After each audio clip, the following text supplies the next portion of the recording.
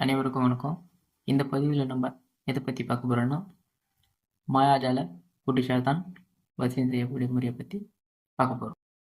இந்த குட்டிச்சாத்தானை வசியம் செய்யணும் அப்படின்னா, நீங்கள் காடில் தனியாக ஒரு குடியில் அமைச்சு அந்த குடியில் தங்கி தான் வசியம் பண்ணுற மாதிரி இருக்கும். ஒரு 48 நாள் நீங்கள் விரதம் இருந்து அந்த குடிசையிலே தங்கி தான் நீங்கள் பண்ணுற மாதிரி இருக்கும். அதேமாரி இந்த பூஜை பண்ணுற டைமில் நீங்கள் யார் முகத்தையும் வைக்கக்கூடாது, யாரும் உங்களையும் பார்க்கக்கூடாது. அது கொஞ்சம் மெயினாக நீங்கள் பார்த்துக்குங்க. நீங்கள் அதேமாதிரி குடிசை அமைக்கக்கூடிய பக்கத்தில் வந்து நீர்நிலைகள் இருக்கணும். ஏதாச்சும் குளம், ஆறு, ஏரி அந்த மாதிரி ஏதாச்சும் இருக்கணும். ஏன்னா நீங்கள் இந்த குடிசாத்தான கழுத்தளவு தண்ணியில் நின்று ஜெபிச்சு தான் விஷயம் பண்ண போகிறீங்க.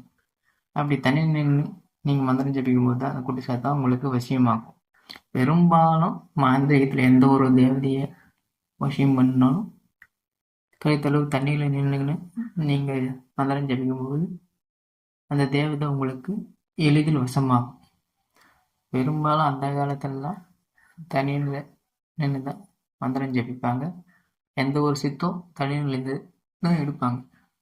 மெயினாக நீங்கள் தேர்ந்தெடுக்கக்கூடிய இடத்துல ஆள் நடமாட்டம் இல்லாத இடமா பார்த்துக்குங்க.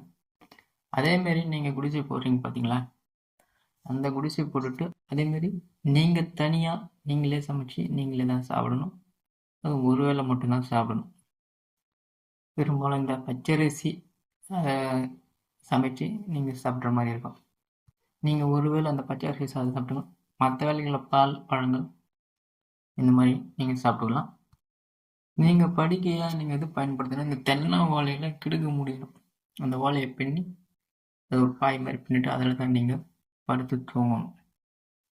நீங்கள் இந்த 48 நாளும் சுத்தபத்தமாக இருக்கணும். ஒரு வேளை தான் சாப்பிடணும், 2 வேளையும் குளிக்கணும். இப்போ இந்த குட்டிச்சாத்தான் எப்படி வசியம் பண்ணுறது அதுக்குண்டான படியில் பார்க்கலாம். நீங்கள் தேர்ந்தெடுத்த ஏரியோ, குளமோ, ஆறு அந்த இடத்த நீங்கள் போயிட்டு அந்த இடத்த நீங்கள் படியில் போடக்கூடிய இடத்த சுத்தம் பண்ணிவிட்டு ஜவ்வாத்து, சந்தனத்தர் அந்த மாதிரி வாசனை பொருட்கள் அந்த இடத்த நீங்கள் தெளிச்சிக்கணும். நீங்கள் படியில் கரைக்கு மேலே போடுங்க. மந்திரத்தை நீங்கள் தண்ணி நின்று தான் ஜபிக்கணும்.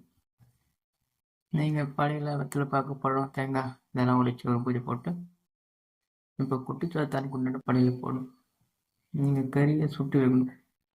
கோழிக்கறி, பன்றி கறி அல்லது மாட்டுக்கறி இதில் ஏதாச்சும் ஒன்று வைக்கலாம். நீங்கள் ஈரலை தேர்ந்தெடுக்கணும். ஏன்னா குட்டிச்சாத்தானுக்கு ஈரல் ரொம்ப பிடிக்கும். அதை நீங்கள் ஒரு கம்பியில் குத்தி சுட்டு அதை நீங்கள் நைவேதனமாக வைக்கலாம். அப்படி வைக்கணும். அப்படி இல்லைன்னா நீங்கள் மீன்களையும் சுட்டு வைக்கலாம். கறி இல்லை அப்படின்றத மீன்களையும் சுட்டு வைக்கலாம்.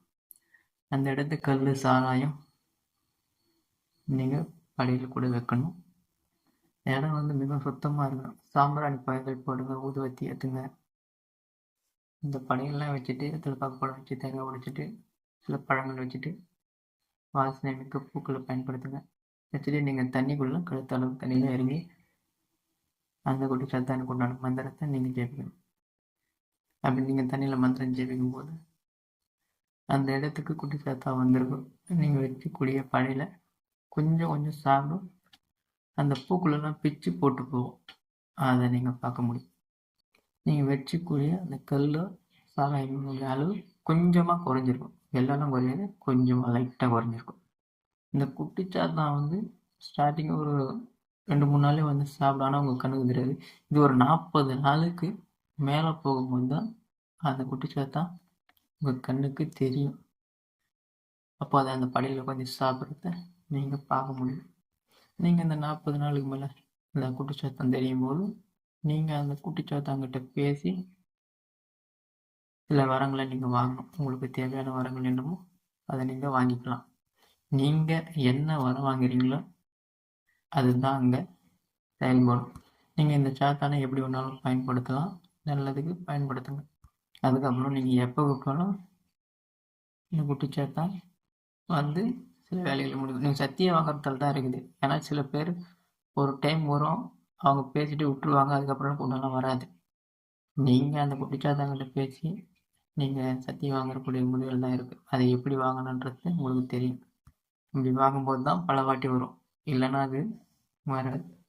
அதுக்கப்புறம் நீங்கள் கொடுக்கக்கூடிய வேலைகளை செய்து முடிக்கும். அதுக்கப்புறம் கேட்கும் அது, இந்த மாதிரி இறைச்சி வைங்க, இந்த மாதிரி கோழியா ஆடோ பன்றியா பலி கேட்கும். அது நீங்கள் பூஜைக்கு ஏற்ற மாதிரி கொடுத்துக்குங்க. உங்கள் சாத்தா உங்ககிட்ட எப்படி பேசுதோ அதுக்கு ஏற்ற மாதிரி நீங்கள் பயன்படுத்திங்க. பெரும்பாலும் இந்த சாத்தான் வழிபாடு செய்கிறவங்க ஊருக்கு ஒதுக்குப்புறமாக இருக்கிறது ரொம்ப நல்லது. கொஞ்சம் இந்த முறையில் வந்து விரதங்கள் கொஞ்சம் கடுமையாக இருக்கணும். அதுதான் இந்த குட்டிச்சாத்தான விஷயத்தில் நீங்கள் கடைபிடிக்க வேண்டிய விஷயம். அதே மாதிரி இது ஒரு அற்புதமான ஒரு குட்டிச்சாத்தான். இதை நீங்கள் இந்த ஒரு குட்டிச்சாத்தான் இருந்தாலே போதும், நீங்கள் அதிகமான பல காரியங்களை சாதிக்க முடியும்.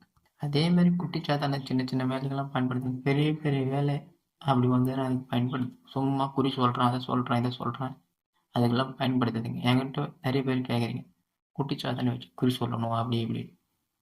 குறி சொல்கிறதுக்கு நிறைய தேவதைகள் இருக்குது, அதை என்ன பயன்படுத்துங்க. குட்டிச்சாத்தான்றது பெரிய பெரிய வேலைகள் கொடுங்க, சின்ன சின்ன வேலைகள்லாம் வாங்காதீங்க. ஏன்னா என்னுடைய அபிப்பிராயத்தை நான் சொல்கிறேன். சில பேர் குட்டிச்சாத்தானை வச்சு குறிலாம் சொல்கிறாங்க, அது அவங்க தனிப்பட்ட விருப்பம்.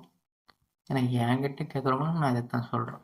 வேலைகளை கொடுங்க, ஒரு ஏவல் வேலையை கொடுங்க, பெரிய பெரிய கேஸை கொடுங்கன்றது என்னுடைய வேண்டுகோள். வேறு எதுவும் முடியாது. நம்ம பயன்படுத்தக்கூடிய முறையில் தான் இருக்குது.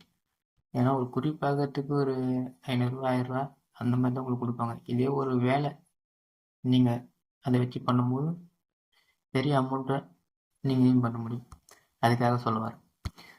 அதுக்கப்புறம் இந்த 48 நாள் முடிஞ்சதுக்கப்புறம் நீங்கள் பழையபடி யார் மூச்சு வேணாலும் பார்க்கலாம், நீங்கள் யாருக்கு எது வேணாலும் பேசலாம், நீங்கள் ஆக்சுவலாக பண்ணுறக்கூடிய வேலைகளை நீங்கள் செய்யலாம். அதுக்கப்புறம் எந்த நேரத்தில் எப்போ கூப்பிட்டாலும் அந்த குட்டிச்சாத்தா நீங்கள் சொல்லக்கூடிய வேலையை செய்து முடியும்.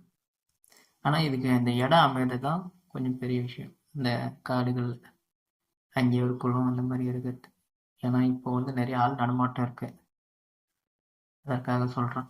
ஆனால் இருக்குது, இந்த மாதிரி இடங்களும் இருக்குது. ஆள் நடமாட்டம் இல்லாத குளங்கள் ஏரிகள் இருக்கிற இடங்கள் இருக்குது. அந்த மாதிரி இடத்த தேர்ந்தெடுத்து நீங்கள் பயன்பெறுங்க. அதுக்கப்புறம் நீங்கள் ஒவ்வொரு வேலை கொடுக்கும்போது அந்த வேலையை முடிச்சுட்டு வந்த பிறகு அந்த குட்டிச்சாத்தான் கேட்கக்கூடிய பலிகளை நீங்கள் கொடுத்து அந்த குட்டிச்சாத்தானை திருப்திப்படுத்துங்க. சில டைமில் மதுபானங்கள்லையும் நிறைய விரும்பி கேட்கும், அதிகமாக கேட்கும். ஒரு 10 பாட்டில் கொடு அப்படின்றது கேட்கும். கல் சாராயம் அதையும் கேட்கும். நீங்கள் அதுங்க அந்த குட்டிச்சாத்தான் என்ன கேட்குதோ அதை நீங்கள் கொடுக்குற மாதிரி இருக்கும். அது எதை கேட்டாலும் நீங்கள் கொடுத்து தான் ஆகணும். நீங்கள் வந்து அதே மாதிரி இந்த மந்திரம் ஜெபிக்கும் போது கிழக்கு திசை நோக்கி மந்திரம் ஜெபிக்கணும். நீங்கள் தினந்தோறும் வைக்கக்கூடிய படையல்களை நீங்கள் சாப்பிடக்கூடாது. அந்த படையல் எடுத்து அந்த குளத்துலேயே நீங்கள் விட்டுடணும். இந்த 48 நாளும் நீங்கள் இப்படி தான் பண்ணணும். அந்த படையல் நீங்கள் சாப்பிடவே கூடாது காரணத்துக்கும். இது கொஞ்சம் தைரியமாக இருக்கிறவங்க தான் செய்ய முடியும். ஏன்னா தனியாக போயிட்டு தனியாக காட்டில் இருந்து பண்ணணும். சரி, இந்த குட்டிச்சாத்தானை வசியம் பண்ணி பயன்பெறுங்கள். நன்றி, வணக்கம்.